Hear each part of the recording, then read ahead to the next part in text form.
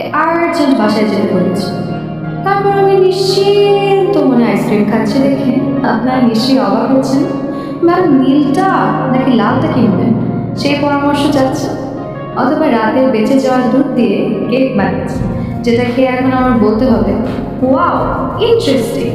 এরকম খুব ছোট ছোট বিষয়গুলো আমার মায়ের কাছে পৃথিবীর সবচেয়ে জরুরি, যার জন্য আমাকে কাজ ফেলে কখনই বাসায় ছুটে যেতে পারে।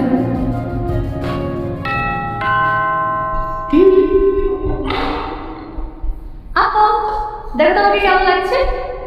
হ্যালো, আমরা এই কোথাও ঘুরতে যাচ্ছি নাকি? আরে তুমি আসো না আগে।